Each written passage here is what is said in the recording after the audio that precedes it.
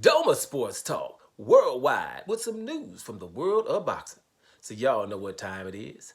You ain't in a rush to get concussed. Well, we gotta talk Canelo Alvarez. It's damn near like talking politics when you're talking about boxing. Because in politics, as like in boxing, the rules of law don't apply to everybody. They apply to a certain part of society, and the other part of society isn't held accountable for when they do things wrong. And that's how this works in boxing. You have sanctioning bodies out there, and people putting the belts all on their shoulders and stuff like that. So you would think that these sanctioning bodies have some substance, some integrity, but it's just not any, right? And so, therefore, when you really watch boxing, you start not caring. You start not really watching all the fights. You start seeing that when people are treated wrong, then you can't really find yourself to watch fights when it happened for the wrong reasons. So therefore it's probably better for people when it comes to this sport of boxing to really stay casual, right? Just like, okay, call me when the fight's happening. I don't really want to know what happened.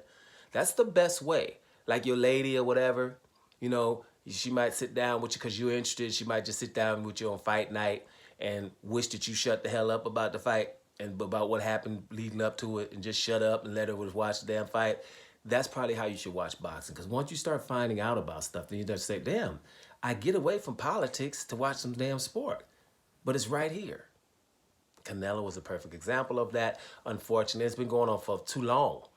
It's not, it's not like, damn, this just happened one thing. If I listed everything that was wrong with Canelo's career, then we'd be here forever. Here's just something that's up right now. Canelo Alvarez is about to fight a Mexican, right? He's about to fight a Mexican on Cinco de Mayo. Sounds cool to a casual fan. Come, oh man, there's two good Mexican fighters on Cinco de Mayo. That's cool, right? And you start talking about, well, wait a minute, he just said last year he doesn't fight Mexicans because he represents Mexico. So he doesn't do that. Then you maybe would say, well, hey, check this out. But is this Jaime Munguia, this Mexican guy, he must be real good, so he's making an exception. And then you're like, no, that's not really the case either. He has people that are mandatory that he's supposed to fight that's also Mexican, that he's supposed to fight since 2 years. You have another guy who's at least Latino, Cuban guy, if you can fight on Cinco de Mayo, who's also his mandatory for at least 2 years. The problem with those two guys, David Benavidez and David Morrell, is simple. They're good, right? Canelo Alvarez gets always told he's earned the right to fight who he wants to.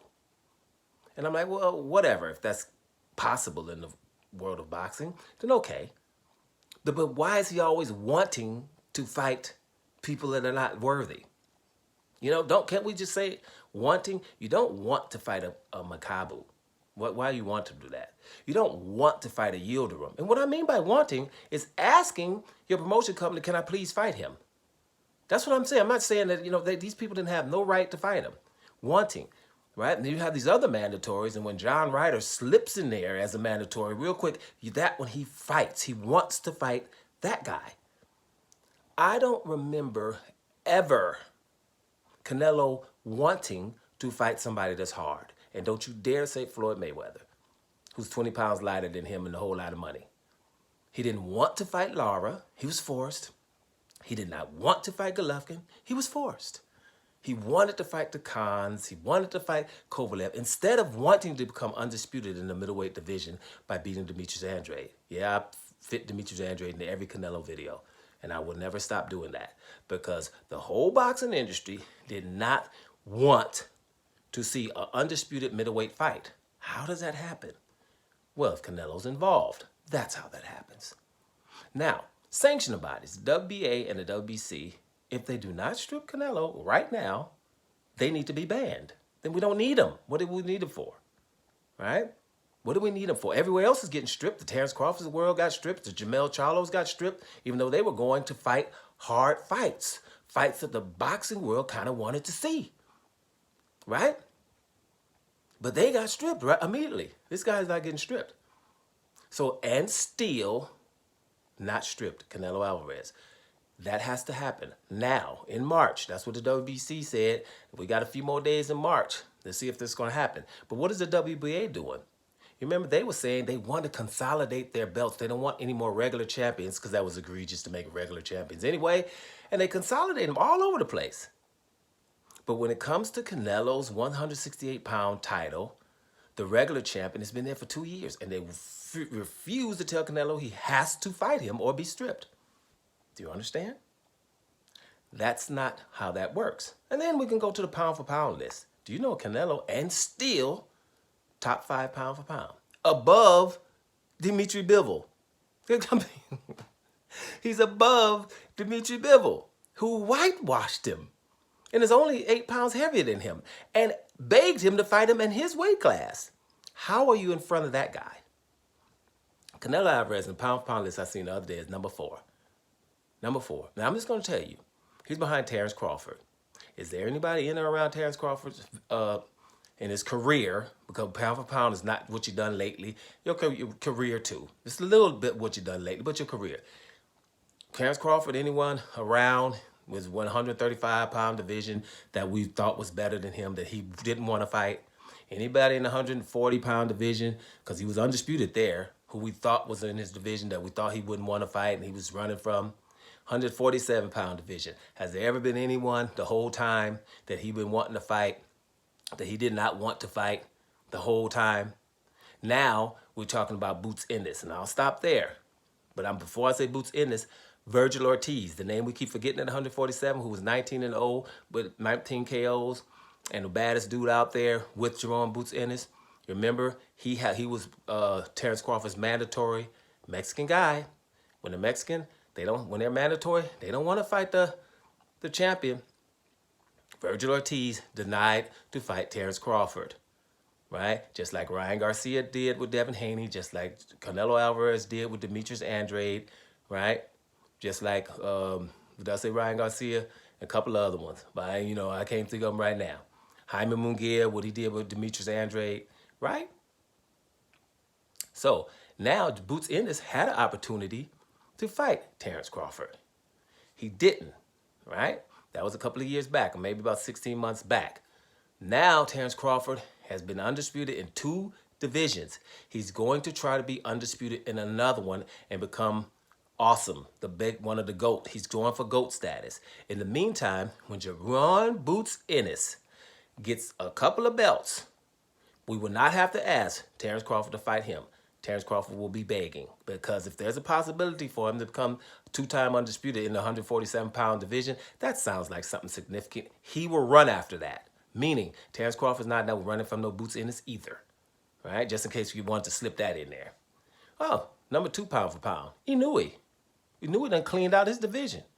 One above him, just beat Steve Fulton, right? Inoue ain't running from nobody, right? Alexander Usyk, really? Undisputed in the cruiserweight. Went to everyone's backyard to do so. No shenanigans about we got to fight where I want to fight. None of that.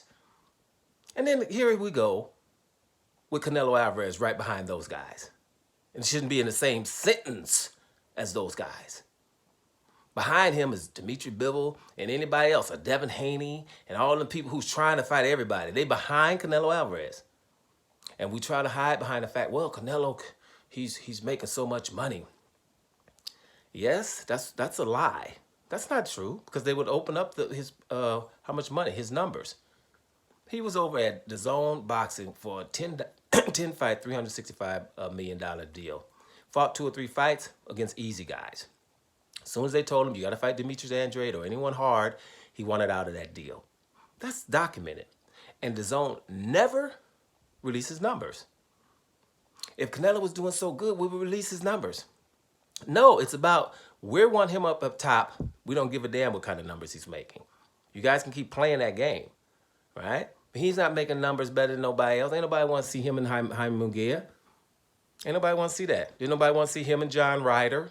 I mean, who was the fight that's supposed to be making all that money? Maybe Caleb Plant. Because that was the last fight where it was like, okay, we could watch that one. Nobody wasn't trying to see him watch him and Amir Khan. Shoot, him and Kirkland and all that stuff. There ain't been no fights. He would have made the most money fighting Jamal Charlo back when it was Jamal Charlo, back when it was really Jamal Charlo, back when it was Demetrius Andrade, 160 pounds. That's what it would have been. Now Canelo, it was wanting. Think about this. Jamal Charlo is in a mental institution. Canelo's wanting to fight that. Instead of say, hey Jamal, get your stuff together and holler at me in about a year or so. Right? Once I see you beat up somebody. No, I want to fight a mental patient right now.